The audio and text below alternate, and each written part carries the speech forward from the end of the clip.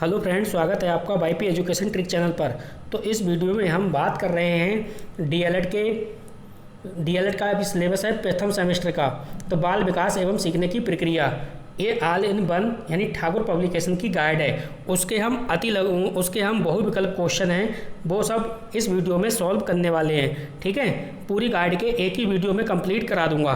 तो आपको बताना चाहेंगे कि आप हमारे चैनल पे नए हैं या अभी तक आपने हमारे चैनल को सब्सक्राइब नहीं करा है तो आप नीचे रेड कलर के सब्सक्राइब बटन पर क्लिक कर लें और बराबर में बेल आइकन की घंटी है उसको भी प्रेस कर लें। इससे क्या होगा कि जब भी हम वीडियो को अपलोड करेंगे तो उसका नोटिफिकेशन सबसे पहले आपके पास पहुँच जाएगा। यदि आप पवन सीरीज के सभी ऑब्जेक्ट क्वेश्चन देखना चाहते हैं तो हमने एक वीडियो बना दी है, वीडियो की लिंक आपको डिस्क्रिप्शन में मिल जाएगी। तो बिना किसी देरी के हम करते हैं टॉपिक की शुरुआत। देखिए वीडियो को बिल्कुल लास्ट तक आप देखना। देखो क्वेश्चन कह रहा है संवेग शब्द अंग्रेजी के शब्द से बना है। देखो यहाँ पे हम 4 ऑप्शन नहीं पढ़ने वाले, यहाँ पे हम आपका बिल्कुल भी समय बर्बाद नहीं करेंगे, डायरेक्ट हम आपको आंसर की तरफ ले जाएंगे, आंसर बताएंगे, जिससे क्या होगा कि कम से कम समय में हम ज़्यादा से ज़्यादा आपको क्वेश्चन करा सकेंगे। क्वेश्चन तो आपके सब पढ़े हुए हैं, मात्र आपको रिविजन करनी है। ठीक है, संवेग शब्द अंग्रेजी के शब्द से बना है तो इसमें हम हो जाएगा इमोशन, यानी दूसरा वाला विकल्प ये बिल्कुल सही हो जाएगा। अगला क्वेश्चन देखिए क्या कह रहा है।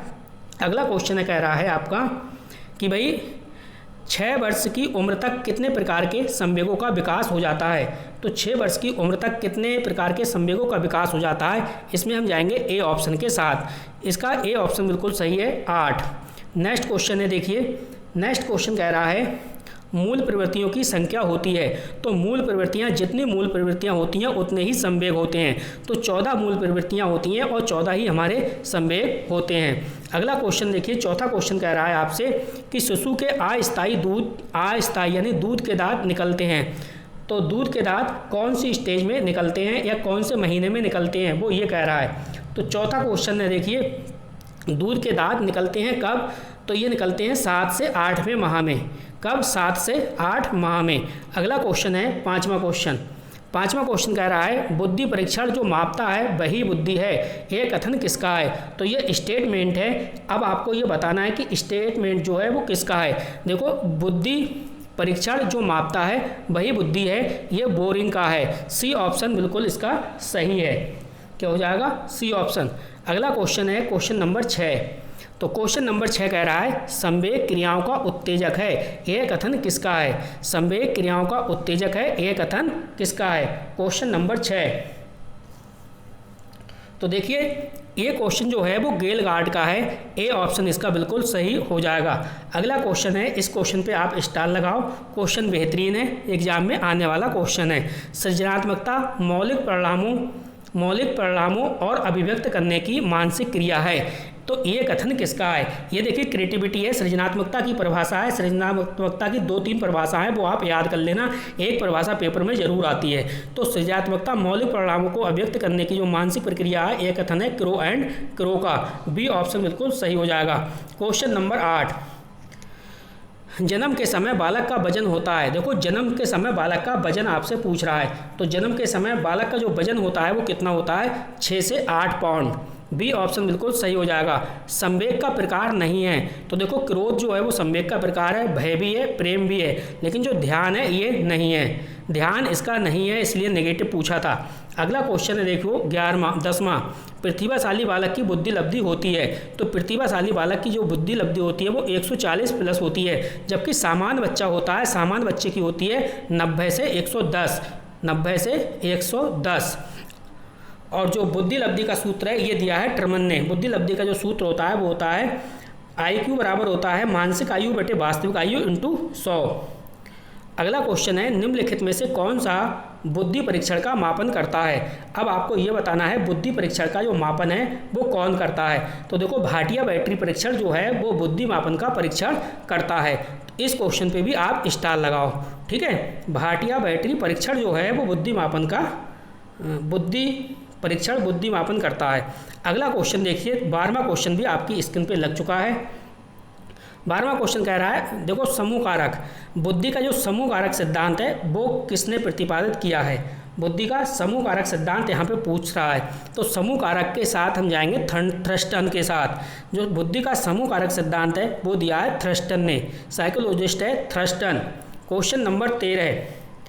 क्वेश्चन नंबर 13 को देखिए क्या कह रहा है। वह मानवीय योग्यता जिसके आधार पर वह किसी नवीन रचना या विचार को प्रस्तुत करता है। जहाँ पे किसी नवीन रचना या नवीन विचार की बात होगी तो वहाँ आएगा सृजनात्मकता। क्या हो जाएगा? सृजनात्मकता। सी ऑप्शन हमारा सही हो जाएगा। देखिए वीडियो आपको पसंद आती है तो वीडियो को आप लाइक कर दिया करें और चैनल को सब्सक्राइब करके रखिए। अपने दोस्तों को सभी को शेयर भी कर दीजिए। मेरे चैनल पे 2022, 2023 और 17, 18, 19 सभी के पेपर पड़े हुए हैं, आप आराम से देख सकते हैं। सारे के सारे क्वेश्चन रटने के बाद ही आपको पेपर में बिठाएंगे। बार्सन कह रहा है, बार्सन ने प्राथमिक संवेगों के सिद्धांत के अंतर्गत शिशुओं के भीतर जन्म से ही विद्यमान कितने संवेगों को बताया है। तो जन्म से ही कितने संवेग होते हैं बच्चे के अंदर, बार्सन के अनुसार ये आपको बताना है। तो तीनों की बात की है, कितनी? 3। एक मिनट, इस क्वेश्चन को हम चेक करते हैं। बार्सन के अनुसार कह रहा है ना, तो बार्सन के अनुसार इसमें 3 ही शो कर रहा है। 3 बिल्कुल सही है। अगला क्वेश्चन देखिए, अगला क्वेश्चन है बुद्धि का द्विकारक सिद्धांत। तो द्विकारक जो सिद्धांत है वो है स्पीयरमैन का, और एक कारक जो सिद्धांत है वो है बिने का। अगला देखिए, अगला क्वेश्चन आ गया आपका, ये बुद्धि लब्धि का है। बुद्धि लब्धि बराबर होता है मानसिक आयु बटे वास्तविक आयु इंटू 100। ये बिल्कुल सही है। तो ये सूत्र जो किसका है वो है बुद्धि लब्धि का। बी ऑप्शन बिल्कुल सही हो जाएगा। अगला क्वेश्चन देखिए, 17वां क्वेश्चन क्या कह रहा है। 17वां क्वेश्चन कह रहा है वह मानसिक योग्यता जिसके द्वारा किसी व्यक्ति नवीन रचना को प्रस्तुत करता है। यहाँ पे भी देखिए क्या आ गया, नवीन रचना को प्रस्तुत कर रहा है। तो जाहिर सी बात है क्या हो जाएगा, सृजनात्मकता हो जाएगा। अगला क्वेश्चन है क्वेश्चन नंबर 18। क्वेश्चन नंबर 18 कह रहा है किसी के द्वारा विभिन्न परिस्थितियों में समायोजन क्या कहलाता है। तो समायोजन क्या कहलाता है, 18 का करेक्ट आंसर आपको बताना है। किसी के द्वारा विभिन्न परिस्थितियों में जो समायोजन है वो क्या कहलाएगा, संवेगात्मक विकास कहलाएगा। बी ऑप्शन बिल्कुल सही है। चलते हैं नेक्स्ट क्वेश्चन की ओर। देखो अगली यूनिट के जीए वाले ऑप्शन आ गए, तो आप वीडियो को शुरू से लेकर लास्ट तक देखना, तब सारे के सारे क्वेश्चन आपके माइंड में सेव हो जाएंगे। चलिए इस क्वेश्चन को भी पढ़ते हैं। क्वेश्चन कह रहा है, एक सेकेंड रुकिए,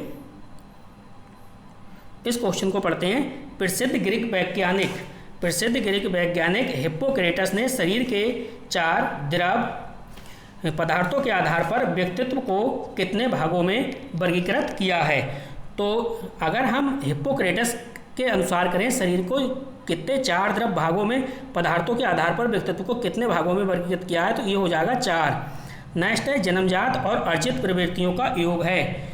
तो जन्मजात और अर्जित जो प्रवृत्तियों का योग है वो है व्यक्तित्व। जन्मजात और अर्जित प्रवृत्तियों का योग होता है व्यक्तित्व। इसमें क्या हो जाएगा, व्यक्तित्व हमारा सही आंसर है। अगला क्वेश्चन है क्वेश्चन नंबर 3। सामाजिकता, सामंजस्य एवं एकीकरण लक्षण किसके हैं। तो सामाजिकता, सामंजस्य और एकीकरण जो लक्षण हैं आपके वो हैं व्यक्तित्व के। किसके? व्यक्तित्व के लक्षण हैं। बी ऑप्शन इसका बिल्कुल सही है। अगला क्वेश्चन है पीयूष ग्रंथि मानव शरीर में स्थित होती है। तो जो पीयूष ग्रंथि होती है वो मानव शरीर में कहाँ पर स्थित होती है। तो पीयूष ग्रंथि होती है मस्तिष्क में। इसी को हम बोलते हैं मास्टर ग्रंथि। अगला क्वेश्चन है, क्वेश्चन बन सकता है पीयूष ग्रंथि को ही मास्टर ग्रंथि बोलते हैं, ये भी आप ध्यान से याद कर लेना। सोमेटोट्रोकिन नामक हार्मोन्स स्त्रावित होता है।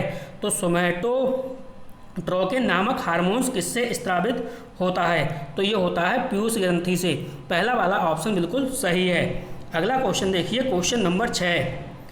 क्वेश्चन नंबर 6 कह रहा है अपनी आवश्यकताओं को पूरा करने और समस्याओं के समाधान के लिए प्राणी द्वारा किए गए प्रयत्नों का परिणाम है। तो इसमें जो करेक्ट आंसर हो जाएगा वो हो जाएगा आपका बी ऑप्शन है समायोजन। ठीक है, अपनी आवश्यकताओं को पूरा करने, समस्याओं के समाधान के लिए प्राणी द्वारा किए गए जो प्रयास होते हैं या प्रयत्न होते हैं उनका परिणाम होता है समायोजन। B option. Question number 7।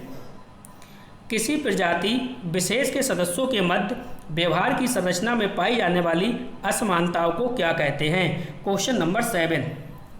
तो क्वेश्चन नंबर 7 में हमारा ए ऑप्शन बिल्कुल सही हो जाएगा, वैयक्तिक भिन्नता।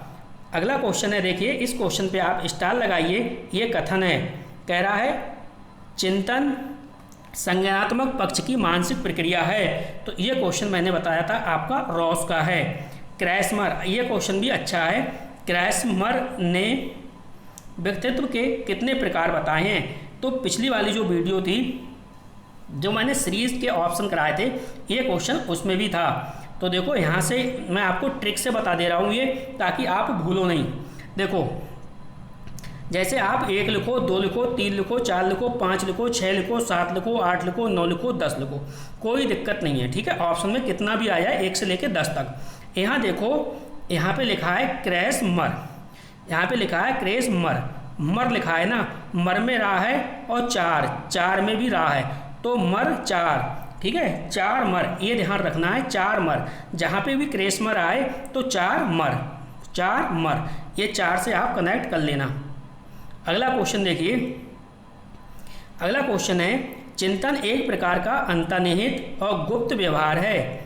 चिंतन एक प्रकार का अंतर्निहित और गुप्त व्यवहार है जिसमें प्रतीक, विचारों और प्रत्ययों को समान रूप में प्रयोग किया जाता है। यह कथन किसका है? तो क्वेश्चन नंबर 10 की बात करें तो ये कथन जो हो जाएगा वो गैरेड का हो जाएगा। किसका? गैरेड है। इसका सही आंसर गैरेड। क्वेश्चन नंबर 11, चिंतन संकल्पनाओं एवं आवश्यकताओं का पुनर्गठन है। तो चिंतन संकल्पनाओं एवं अवधारणाओं का पुनर्गठन है, ये कथन किसका है? तो क्वेश्चन नंबर 11, तो ये कथन हो जाएगा कॉल सैनिक का, बी वाला ऑप्शन बिल्कुल सही है। अगला क्वेश्चन है देखिए, सेल्डन ने व्यक्तित्व के कितने प्रकार बताए हैं? सेल्डन ने व्यक्तित्व के कितने प्रकार बताए हैं? तो सेल्डन ने 3 बताए हैं, ठीक है। और इसको भी ट्रिक से याद करना है आपको, तो ट्रिक से याद रखना है। देखो सेल्डन में लास्ट में ना आ रहा है और 3 में भी लास्ट में ना आ रहा है, तो यहाँ से कनेक्ट करके सेल्डन को याद कर लेना। सेल्डन 3, क्रैचमर 4, ये आप ध्यान रखना है। क्वेश्चन नंबर 13, टीईटी व्यक्तित्व परीक्षण का मापन किसने किया? तो टीईटी का जो व्यक्तित्व का मापन परीक्षण किया है, ये क्या है? मॉर्गन एवं मुर्रे ने। मरे एवं मॉर्गन, चौथा वाला सही है। क्वेश्चन नंबर 14वां क्वेश्चन कह रहा है, व्यक्ति का संपूर्ण व्यवहार प्रतिमान जो उसकी समस्त विशेषताओं के योग को व्यक्त करता है, क्या कहलाता है? क्वेश्चन नंबर 14, तो ये कहलाता है व्यक्तित्व। क्या कहलाता है? व्यक्तित्व। व्यक्ति का संपूर्ण व्यवहार प्रतिमान जो उसकी समस्त विशेषताओं के योग को व्यक्त करता है, क्या कहलाता है? वो व्यक्तित्व कहलाता है। अगला क्वेश्चन देखिए, ये आ गया, CAT परीक्षण किस आयु के बच्चों के व्यक्तित्व का मूल्यांकन करने के लिए प्रयुक्त होता है? तो ये होता है 3 से 11 वर्ष। CAT आपको कैट ध्यान रखना है। देखिए CAT यानी ये कैट तो हो गया, कैट लियोपोल्ड बैलक, इसके जो ये CAT परीक्षण जो जिसने दिया है उसके जो जनक हैं वो हैं लियोपोल्ड बैलक, ये आपको ध्यान रखना है। अगला क्वेश्चन नंबर 16 की ओर चलते हैं। निम्नलिखित में से कौन सा परीक्षण व्यक्तित्व का मापन करता है? अब यहाँ पे देखो व्यक्तित्व का कौन सा परीक्षण है जो व्यक्तित्व का मापन करता है, ये भी क्वेश्चन पड़ा हुआ है, ठीक है। वो है TAT। क्या है? TAT। व्यक्तित्व का मापन कौन करता है? TAT करता है। स्टार लगा लो इस क्वेश्चन के ऊपर। क्वेश्चन नंबर 17 कह रहा है, एक ऐसी मानसिक प्रक्रिया जिसमें बालक व्यक्ति किसी नई परिस्थिति का सामना करने और किसी समस्या को समाधान करने में अपने पूर्व अनुभव का प्रयोग करता है, क्या कहलाता है? 17वें क्वेश्चन का जो करेक्ट आंसर हो जाएगा वो हो जाएगा चिंतन। क्या हो जाएगा? चिंतन। नेक्स्ट अगला क्वेश्चन है देखिए 18वां क्वेश्चन कह रहा है, शरीर रचना बुद्धि रुचि व्यक्तित्व आदि में एक व्यक्ति का दूसरे व्यक्ति से भिन्न होना क्या कहलाता है? जहां भिन्नता की बात आएगी तो वो कहलाएगा वैयक्तिक भिन्नता। चौथा वाला ऑप्शन बिल्कुल सही है। क्वेश्चन नंबर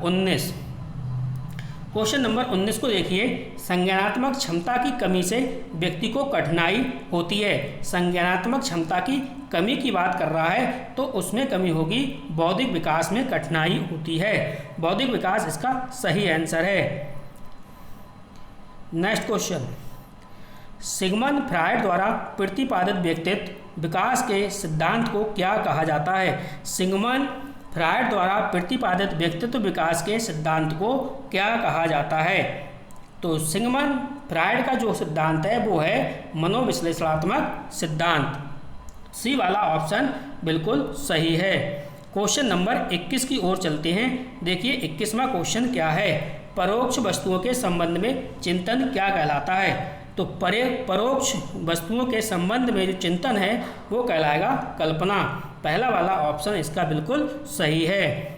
अगला क्वेश्चन चलते हैं 22वां क्वेश्चन, किसी समस्या का समाधान करने के लिए गत अनुभवों को नए ढंग से समायोजित किया जाना क्या कहलाता है? क्वेश्चन नंबर 22 क्या कहलाता है? ये कहलाता है चिंतन। यानी किसी समस्या का समाधान करने के लिए गत अनुभवों को नए ढंग से समायोजित किया जाना क्या कहलाता है? चिंतन। आपको बता दें, अगर आपको ये साइकोलॉजी थोड़ी टफ लगती है तो मैंने टॉप साइकोलॉजी की प्लेलिस्ट बना दी है। कौन सी? Top psychology. तो टॉप साइकोलॉजी की जो प्लेलिस्ट मैंने बनाई है वहाँ से आप देखिए साइकोलॉजी। मैंने ट्रिक से बहुत सारे क्वेश्चन को सॉल्व करा है और ट्रिक से डिफिनेशन जितनी भी परिभाषाएं हैं वो सब मैंने ट्रिक से ही आपको याद करवाई हैं।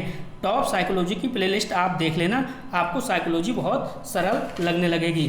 ठीक है, तो क्वेश्चन नंबर इसमें देखिए अगला जो यूनिट है उसका ये क्वेश्चन है, कह रहा है कि आदत और अभिवृत्तियों के अर्जन को ही माना जाता है। देखो यहाँ पे कह रहा है आदत और अभिवृत्तियों के अर्जन को ही माना जाता है, तो क्या माना जाता है ये आपको बताना है।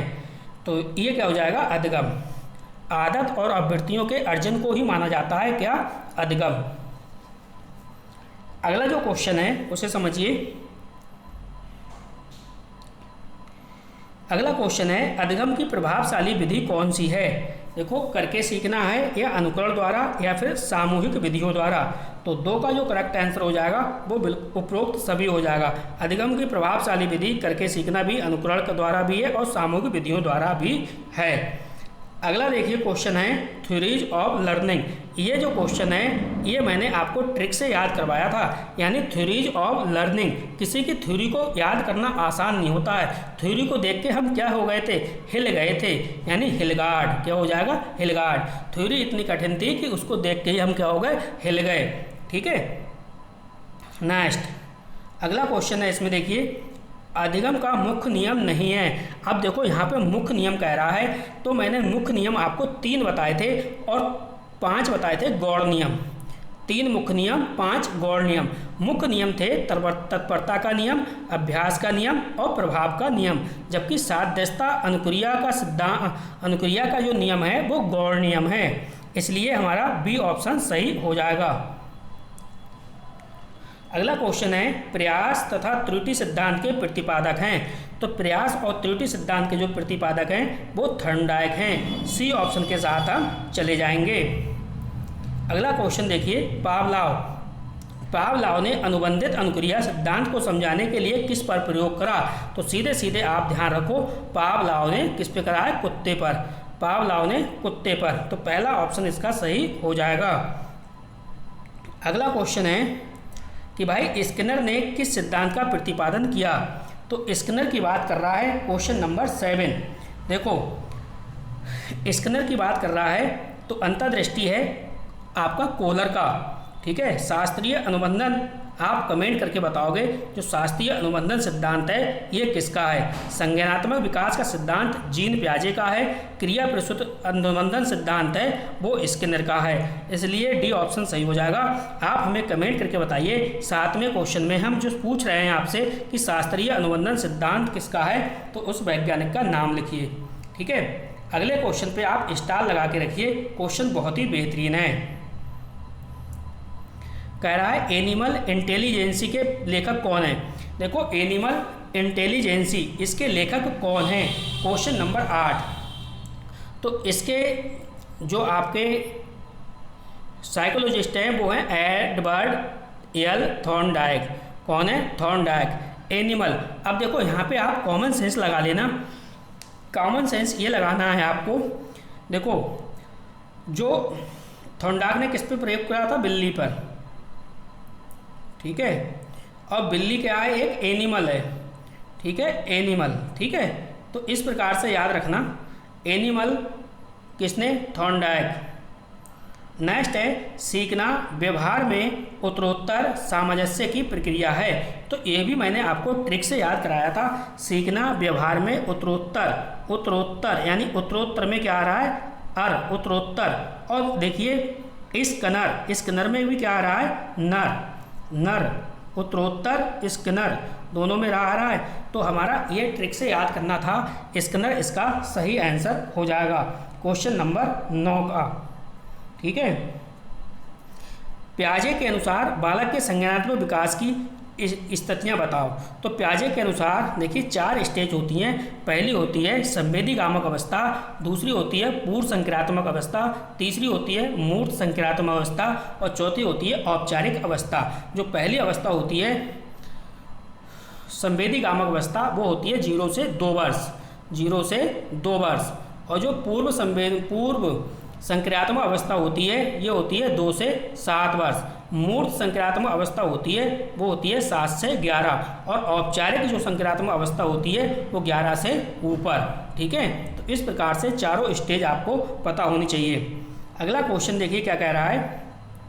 अगला क्वेश्चन कह रहा है सीखने के गौड़ नियमों की संख्या है। तो सीखने के जो गौड़ नियम हैं वो 5 नियम हैं और मुख्य जो नियम हैं वो 3 नियम हैं।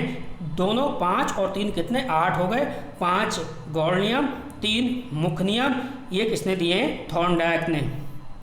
क्वेश्चन नंबर 12 देखो, अधिगम के सूझ और अंतर्दृष्टि का सिद्धांत किसका है। तो सूझ और अंतर्दृष्टि का सिद्धांत है कोलर का। यह गेस्टाल्टवादियों ने दिया है, जैसे कोलर, कोपका और बर्दिमर। नेक्स्ट अगला क्वेश्चन है अभ्यास और अनुभव के द्वारा व्यवहार में होने वाला परिवर्तन क्या कहलाता है। तो ये अधिगम कहलाता है। क्या कहलाता है, अधिगम। नेक्स्ट क्वेश्चन है आपका, अगला क्वेश्चन है कोलर के सीखने के सिद्धांत को किस नाम से जाना जाता है। तो कोलर का जो सीखने का सिद्धांत है वो पूर्ण आकृति समग्र सिद्धांत है, ठीक है। पूर्ण आकृति समग्र सिद्धांत यानी सबसे पहले आपको पेड़ के बारे में सब पढ़ाना है। तो सबसे पहले पूरा आपको पेड़ बच्चे को दिखाना है। उसके बाद पेड़ के जड़ के बारे में बता सकते हो, तना के बारे में बता सकते हो, पत्ती के बारे में बता सकते हो और फूल के बारे में, ठीक है। तो सबसे पहले क्या है, पूर्ण आकृति समग्र सिद्धांत। अगला क्वेश्चन देखिए, फिर से रिपीट हो गया आपका। इस क्वेश्चन पे आप स्टार लगाओ, ये डेफिनेशन याद होनी चाहिए। अनुभव एवं प्रशिक्षण के कारण व्यवहार में होने वाला परिवर्तन क्या कहलाता है, अधिगम कहलाता है। ये जो परिभाषा दी है वो किसने दी है, वो गेट्स ने दी है। ये आपको ध्यान रखना है, गेट्स व अन्य लिख लो, गेट्स व अन्य। यह परिभाषा बहुत बार पेपर में पूछी जा चुकी है और टेट के भी पेपर में पूछी जा चुकी है। अनुभव एवं प्रशिक्षण के कारण व्यवहार में होने वाला परिवर्तन क्या कहलाता है, अधिगम कहलाता है। किसके अनुसार, गेट्स के अनुसार। क्वेश्चन नंबर 16 पावलोव ने अपने सीखने के सिद्धांत का प्रतिपादन किसके ऊपर किया था। तो पावलोव ने किस पे करा था, कुत्ते पर करा था। थॉर्नडाइक की बात करें तो थॉर्नडाइक ने सीखने के सिद्धांत किस पे करा है, बिल्ली पे करा है। किस पे करा है, बिल्ली पर, ठीक है। थॉर्नडाइक ने बिल्ली पर, पावलोव ने कुत्ते पर। अब देखो फिर से क्वेश्चन ये आ गया कि थॉर्नडाइक ने सीखने से संबंधित मुख्य कितने सिद्धांतों का प्रतिपादन किया है। तो मुख्य की बात कर रहा है, तो मुख्य सिद्धांत कितने हैं, 3। अगला क्वेश्चन है, वीडियो बिल्कुल लास्ट तक देखना, सारे के सारे क्वेश्चन आपको बिल्कुल रटा देंगे। किसी भी प्रकार की आप चिंता ना करें, बस वीडियो में बने रहें। व्यक्ति की वह मनोस्थिति जिसके द्वारा वह विभिन्न परिस्थितियों में सामाजिक और व्यक्तित्व समायोजन करने में समर्थ होता है, क्या कहलाता है। 19वें क्वेश्चन का जो करेक्ट आंसर हो जाएगा वो हो जाएगा सामंजन। ए ऑप्शन बिल्कुल सही है। क्वेश्चन नंबर 20 कह रहा है बालक के कोषों एवं पेशियों में समय के साथ साथ होने वाला परिवर्तन जिसके कारण वह एक निश्चित समय पर कोई कार्य कर सकता है, क्या कहलाता है। तो क्वेश्चन नंबर हम 20 की बात करें तो ये देखो फिर से एक बार मैं रिपीट कर रहा हूँ, क्वेश्चन थोड़ा सा अच्छा है। बालक के कोषों एवं पेशियों में समय के साथ साथ होने वाला जो परिवर्तन है, जिसके कारण वह एक निश्चित समय पर ऐसा कोई कार्य कर सकता है, क्या कहलाता है? ये परिपक्वता है। क्या है? परिपक्वता। अब देखो अगला क्वेश्चन आ गया आपका, कोहलर ने अपने सीखने के सिद्धांत का प्रतिपादन किसके ऊपर किया था? तो कोहलर ने किया था बनमानुस पर। किस पर करा था? बनमानुस पर। देखिए मेरी टॉप साइकोलॉजी की जो प्लेलिस्ट है वहाँ से आप सारी वीडियो आप देख लीजिए, जितनी भी वीडियो हैं, ज़्यादा वीडियो नहीं है, 8 से 10 वीडियो होंगी, आप देख लीजिए। आपकी साइकोलॉजी जो है ना बहुत ही बेहतरीन आपकी साइकोलॉजी हो जाएगी, कहीं पे भी कुछ याद करने को आपको नहीं बचेगा। फिर किसी विषय, कार्य अथवा परिस्थिति में अर्जित ज्ञान द्वारा अन्य किसी कार्य, विषय अथवा परिस्थिति में लाभ प्राप्त करना क्या कहलाता है? तो ये कहलाता है अधिगम अंतरण, यानी डी ऑप्शन बिल्कुल सही हो जाएगा। क्वेश्चन नंबर 22 का डी ऑप्शन बिल्कुल सही है।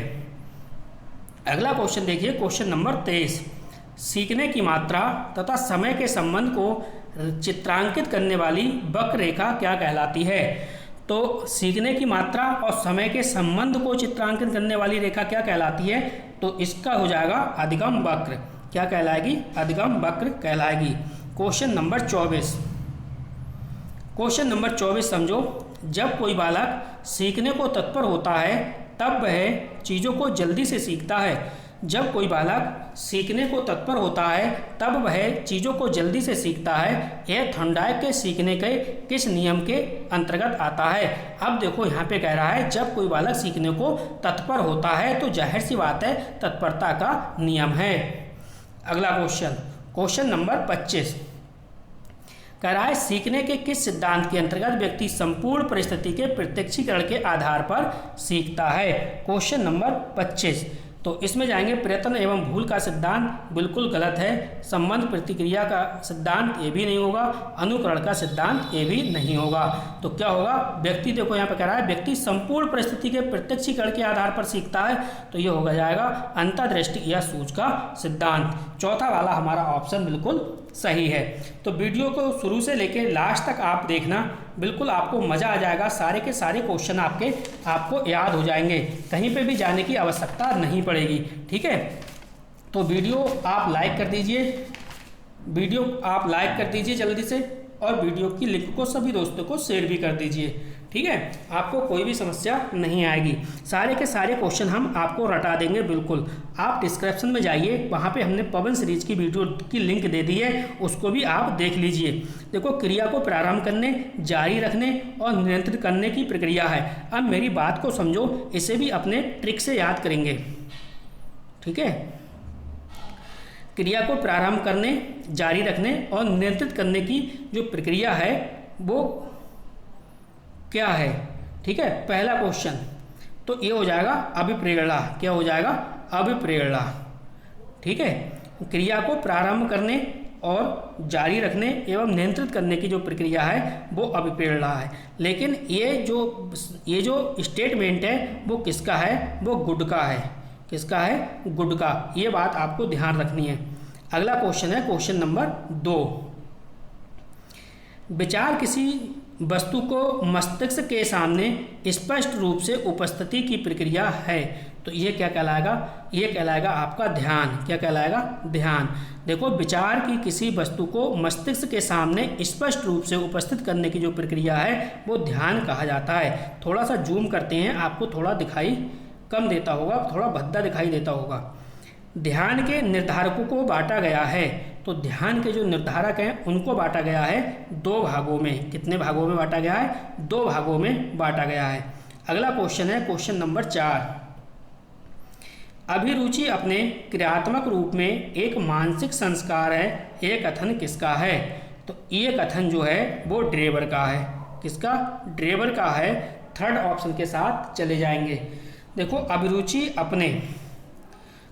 अपने क्रियात्मक रूप मानसिक संस्कार, अभिरुचि अपने क्रियात्मक रूप में एक मानसिक संस्कार है, ये जो कथन है ये ड्रेबर का है। अगला क्वेश्चन है क्वेश्चन नंबर 5, अभिरुचि के स्रोत कौन से हैं? तो अभिरुचि के आपको स्रोत बताने हैं तो इसमें प्राकृतिक स्रोत भी है और अर्जित स्रोत भी है, इसलिए इनमें से दोनों वाला ऑप्शन हमारा बिल्कुल सही हो जाएगा। अगला question, question number 6। Question number 6 कह रहा है अपने अनुभवों को संचित रखने और उनको प्राप्त करने के कुछ समय पश्चात चेतना के क्षेत्र में लाने की जो शक्ति हम में होती है उसे क्या कहते हैं? तो उसे क्या कहेंगे? उसे कहते हैं मेमोरी यानी स्मृति। अगला जो क्वेश्चन है 7वां, इसे भी देखिए आप। 7वां क्वेश्चन कह रहा है वुडवर्थ ने स्मृति के घटक बताए हैं। तो जो वुडवर्थ है, वुडवर्थ ने स्मृति के कितने घटक बताए हैं? तो वुडवर्थ ने स्मृति के 4 घटक बताए हैं। पहला वाला ऑप्शन सही है। क्वेश्चन नंबर 8, वह प्रवृत्ति जिसके माध्यम से अप्रिय अनुभवों को स्मृति से अलग कर दिया जाता है उसे क्या कहते हैं? तो भाई क्वेश्चन नंबर 8वां, क्वेश्चन नंबर 8 में का जो हो जाएगा वो विस्मृति हो जाएगा। विस्मृति के साथ चले जाएंगे। थोड़ी सी इसने लैंग्वेज चेंज कर दी है, ठीक है। वह प्रवृत्ति जिसके माध्यम से अप्रिय अनुभवों को स्मृति से अलग कर देना, ठीक है, उसे क्या कहते हैं? विस्मृति। ध्यान के प्रकार हैं। क्वेश्चन नंबर 9, ध्यान के प्रकार हैं, तो ध्यान के कितने प्रकार हैं ये आपको बताना है, ठीक है। क्वेश्चन नंबर 9, तो ध्यान है, ध्यान के 2 प्रकार बताए हैं। सी ऑप्शन के साथ हम चले जाएंगे। अगला क्वेश्चन है विचार सहचर्य चिंतन की उत्तम स्मरण विधि है। तो विचार सहचर्य चिंतन की उत्तम स्मरण विधि है। क्वेश्चन नंबर 10, ये किसने कहा है? तो विचार साहचर्य चिंतन की उत्तम स्मरण विधि है, ये कहा है जेम्स ने। क्या हो जाएगा इसका राइट आंसर? जेम्स हो जाएगा, ठीक है। अगला है STM का पूरा नाम। क्वेश्चन नंबर 11, STM का पूरा नाम है अल्पकालीन स्मृति। अल्पकालीन स्मृति। अगले क्वेश्चन की ओर चलते हैं। अगला क्वेश्चन देखते हैं क्या है। अगला क्वेश्चन कह रहा है बाधा का उपस्थित होना कारण है। तो बाधा का जो उपस्थित होना किसका कारण है? ये है विस्मरण का। बी ऑप्शन हमारा बिल्कुल सही हो जाएगा। अगला क्वेश्चन देखिए। अगला क्वेश्चन आपसे कह रहा है स्मृति के प्रभावी कारण हैं। तो स्मृति के जो प्रभावी कारण हैं इसका हम हो जाएगा डी ऑप्शन। स्मृति के प्रभावी कारण जो हैं वो सारे मानसिक स्वास्थ्य भी है, प्रेरणा भी है, संबद्धता भी है, इसलिए हम जाएंगे डी ऑप्शन के साथ। ये क्वेश्चन समझिए आप। स्मृति सीखी हुई वस्तु का सीधा उपयोग है, ये किसका है? तो ये भी क्वेश्चन मैं आपको करा चुका हूँ। ये आपका है वुडवर्थ का। किसका है? वुडवर्थ का। चौथा ऑप्शन बिल्कुल सही हो जाएगा। स्मृति सीखी हुई वस्तु का सीधा उपयोग है। किसका हो जाएगा? वुडवर्थ का। अगले क्वेश्चन की ओर चलते हैं। देखिए अगला क्वेश्चन क्या कह रहा है। 15वां क्वेश्चन है रुचि छिपा हुआ अवधान है और अवधान रुचि क्रियात्मक रूप है। कथन किसका है? ये कथन बताना है। ये कथन किसका है? तो रुचि छिपा हुआ अवधान है और अवधान रुचि क्रियात्मक रूप है। ये जो कथन है वो मैकडूगल का है। किसका है? मैकडूगल का है। नेक्स्ट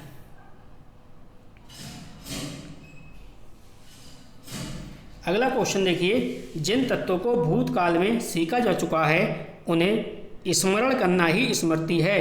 ये कथन किसका है?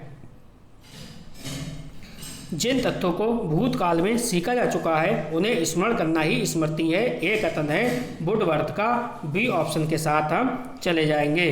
Question number 17। चलिए 17 नंबर क्वेश्चन देखिए आप। 17 नंबर क्वेश्चन कह रहा है व्यक्ति में विद्यमान वह शक्ति जिसके कारण वह किसी कार्य को करने अथवा ना करने के लिए बाध्य हो जाता है तो वो क्या कहलाता है? वो कहलाता है अभिप्रेरणा। यानी ए ऑप्शन हमारा बिल्कुल सही हो जाएगा। Question number 18। चलिए देखिए क्वेश्चन नंबर 18 क्या कह रहा है। ऐसी मानसिक प्रक्रिया जिसमें व्यक्ति पूर्व में धारण याद किए गए सामग्री को पुनः स्मरण करने में असमर्थ होता है क्या कहलाता है? तो ये क्या कहलाएगा? विस्मरण कहलाएगा। ठीक है। पुनः स्मरण करने में असमर्थ हो तो समझो विस्मरण है। क्वेश्चन नंबर 19, विभिन्न तत्वों के बीच किसी एक ही तत्व पर मन को एकाग्र किए रहना क्या कहलाता है? तो एक ही तत्व पर की बात कर रहा है तो क्या कहलाएगा? ये कहलाएगा ध्यान लगाना। भाई विभिन्न तत्वों के बीच किसी एक ही तत्व पर मन को एकाग्र किए रहना क्या कहलाएगा? ध्यान लगाना। अगला question, question number 20। Question number 20 है, वे प्रेरक जिन्हें व्यक्ति अपने प्रयासों से प्राप्त करता है क्या कहलाता है? तो वे प्रेरक जिन्हें व्यक्ति अपने प्रयासों से प्राप्त करता है वो कहलाएगा अर्जित प्रेरक। क्वेश्चन नंबर 20 का ए ऑप्शन बिल्कुल राइट हो जाएगा, अर्जित प्रेरक। क्वेश्चन नंबर 21, तो क्वेश्चन नंबर 21 को समझिए। अधिगम, धारण, पुनः स्मरण और पहचान आदि प्रक्रियाएं आती हैं, तो ये किसके अंतर्गत आती हैं? ये आती हैं स्मृति के अंतर्गत, यानी डी ऑप्शन हमारा बिल्कुल राइट हो जाएगा। चलिए पहले चैप्टर के जो थे वो छूट गए हैं, तो पहले यूनिट के जितने भी क्वेश्चन हैं पहले वो सॉल्व करते हैं। चलिए ये देखिए पहले यूनिट के क्वेश्चन की PDF थोड़ी छूट गई थी, ठीक है, इसे करते हैं सॉल्व। शैशवावस्था सीखने का आदर्श काल है, तो मैंने इसकी ट्रिक आपको बताई थी BA, A से बताया था आदर्श, B से बताया था वैलेंटाइन, इसका मतलब B ऑप्शन इसका सही हो जाएगा। अगला क्वेश्चन है क्वेश्चन नंबर 2, आपराधिक प्रवृत्ति का सर्वाधिक विकास होता है, तो आपराधिक प्रवृत्ति का होता है किशोरावस्था में, C ऑप्शन बिल्कुल सही हो जाएगा। अगला क्वेश्चन देखिए क्या कह रहा है, बालक में आत्म केंद्रित व्यवहार का आगमन होता है, तो बालक में आत्म केंद्रित व्यवहार का जो आगमन होता है वो होता है शैशवावस्था में, ए ऑप्शन बिल्कुल सही हो जाएगा। मेंडेल ने प्रयोग किया है बिल्ली पर गलत, चूहे पर गलत, कुत्ते पर गलत और सरसों पर गलत। इसने करा है प्रयोग मटर पर, क्या हो जाएगा? मटर पर। यहाँ पे चारों ही ऑप्शन क्या हैं? गलत हैं। अगला क्वेश्चन देखिए, क्वेश्चन नंबर 5, व्यक्ति, वंशानुक्रम तथा वातावरण का योग नहीं गुणनफल है, ये कथन किसका है? तो ये कथन हो जाएगा वुडवर्थ का। किसका? वुडवर्थ। व्यक्ति, वंशानुक्रम तथा वातावरण का योग नहीं गुणनफल है, ये कथन किसका है? ये वुडवर्थ का है। Next question number 6। Question number 6 कह रहा है, शैले के अनुसार मानव विकास की अवस्थाएं हैं, तो शैले के अनुसार मानव विकास की कितनी अवस्थाएं हैं? तो इसकी 3 अवस्थाएं हैं।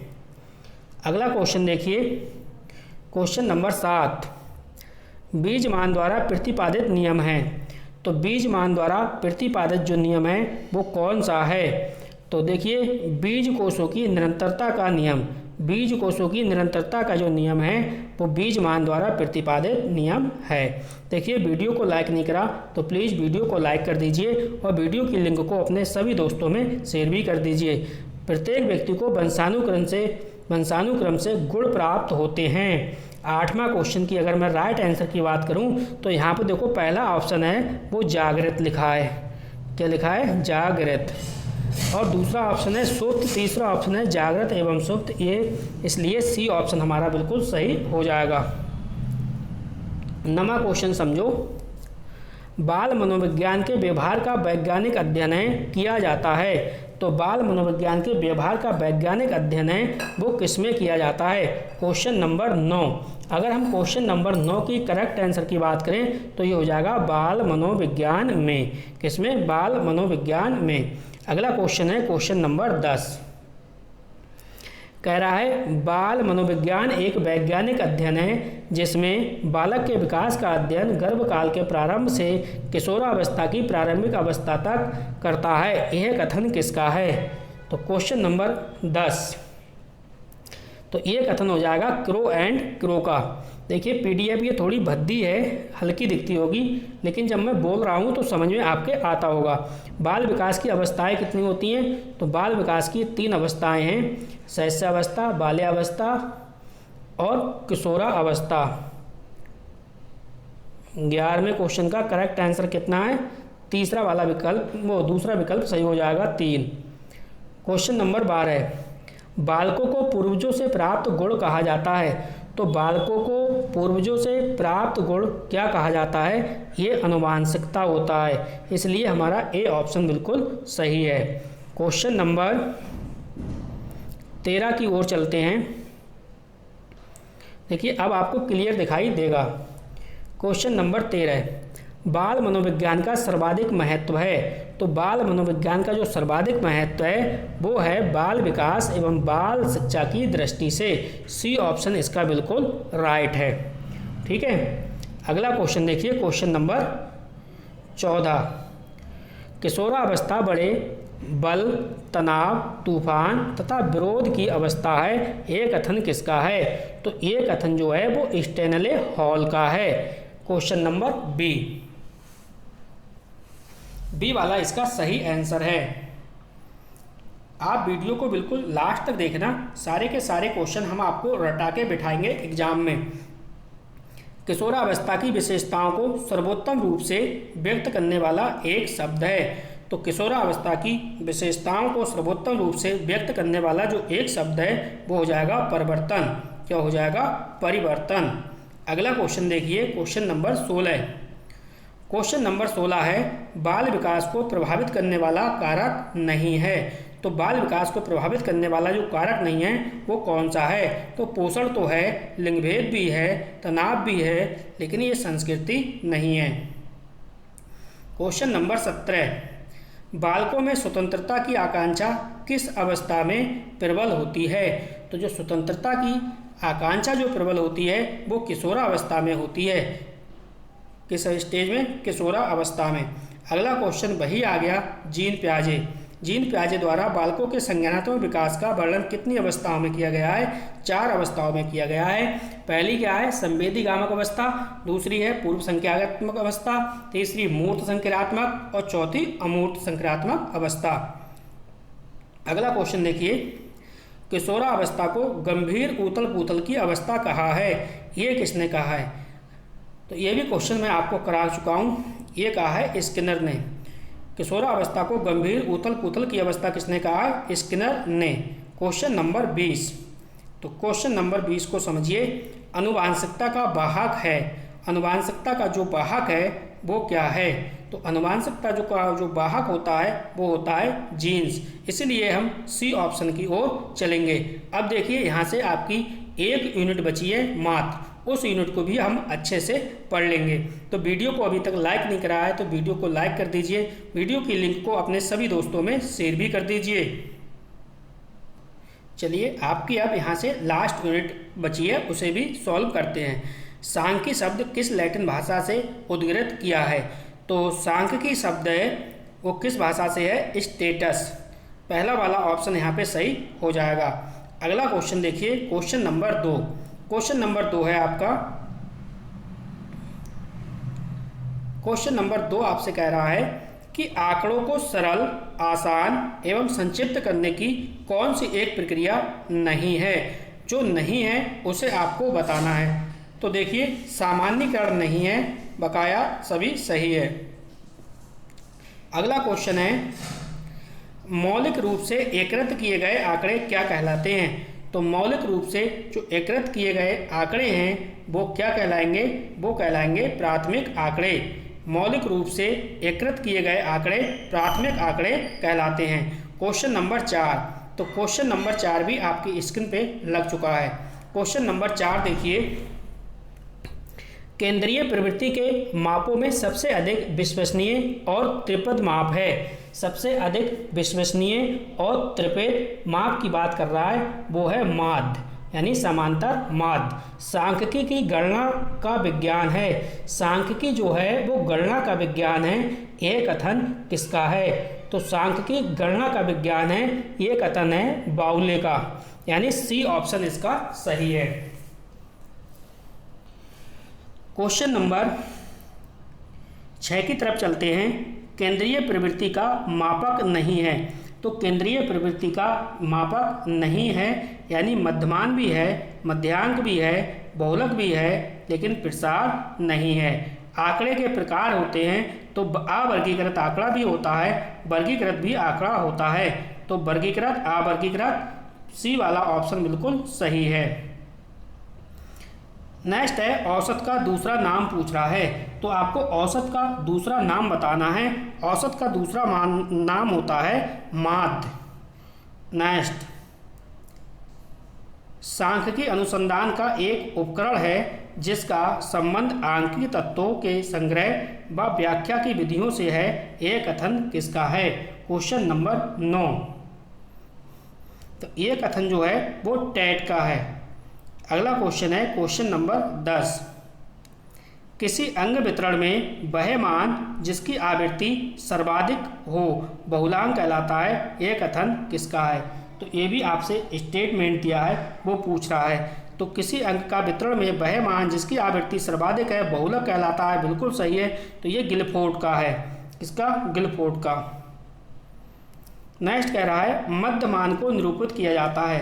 अब आपको ये बताना है इसमें कि मध्य मान को किससे निरूपित करते हैं। तो ये हो जाएगा एम से। सी ऑप्शन बिल्कुल सही है। बहुलांक। बहुलांक का जो दूसरा नाम है, तो बहुलांक का दूसरा नाम है बहुलक, यानी डी वाला ऑप्शन बिल्कुल सही है। अगला क्वेश्चन देखिए। अगला क्वेश्चन है क्वेश्चन नंबर 13। मध्यका का दूसरा नाम है, तो मध्यका का जो दूसरा नाम है वो क्या है? मध्यका का दूसरा नाम है मध्यांक। क्या है? मध्यांक। नेक्स्ट क्वेश्चन है मजदूर पहले, दूसरे, तीसरे, चौथे व पाँचवें दिन क्रमशः इतने इतने रुपए की मजदूरी करता है, उसकी औसत मजदूरी तथा माध्य निकालिए। तो औसत मजदूरी कितनी होगी? इन सबको जोड़ना है। जोड़ने से जितने ये मजदूर हैं, जितनी संख्या है उस संख्या से भाग दे देनी है, तो आपको आंसर मिल जाएगा। जैसे अगर मैं कहूँ तो 4 3 7 4 11 11 और 5 11 5 कितने हो गए आपके? 16 और 4 20। और संख्या कितनी है? 3 2 5 5 20 को 5 से भाग दे दो, 5 चौक 20, यानी 4 निकल के आ जाएगा 4 रुपये, यानी 14 का आंसर आपका करेक्ट है सी। अगला क्वेश्चन, क्वेश्चन नंबर 15। पदों के योग में पदों की संख्या से भाग देने पर जो प्राप्त होता है क्या कहलाता है? Question number 15। तो पदों के योग में पदों की संख्या से भाग देने पर क्या भाग देने पर जो प्राप्त होता है वो कहलाएगा माध्य। समांतर माध्य बराबर होता है पदों का योग बटे पदों की संख्या। पदों का योग बटे पदों की संख्या। अगला क्वेश्चन, वह प्राप्तांक जो किसी प्रदत्त को 2 बराबर भागों में बांटता है क्या कहलाता है? तो वह प्राप्तांक जो किसी प्रदत्त को 2 बराबर भागों में बांटता है वह क्या कहलाता है, ये आपको बताना है। तो वह क्या कहलाता है, इसका आंसर आपको कमेंट करके बताना है। इसका आंसर हम नहीं बताने वाले, ठीक है। आपको क्या करना है, आपको कमेंट करना है। कमेंट में मैं इसका आंसर आपको उसका जवाब दूंगा। तो बस इस वीडियो में इतना ही था, ठीक है। अगर आप पवन सीरीज की वीडियो देखना चाहते हैं तो इस वीडियो के डिस्क्रिप्शन में आप जाइए, वहाँ से आपको मिल जाएगी। 2022 और 23 के पेपर की लिंक भी वीडियो के डिस्क्रिप्शन में मैं डाल दूंगा, वहाँ से आप देख सकते हैं 2022 और 2023 के पेपर। इसके बाद आप टॉप साइकोलॉजी की जो प्ले लिस्ट बना दी है, टॉप साइकोलॉजी की प्ले लिस्ट एक बार अवश्य देखिए। वहाँ पे 8 से 10 वीडियो है, वो आप देख लीजिए, सारी की सारी साइकोलॉजी आपकी क्लियर हो जाएगी। तो बस इस वीडियो में इतना ही था। वीडियो देखने के लिए आपका बहुत बहुत धन्यवाद। मिलते हैं नेक्स्ट वीडियो में।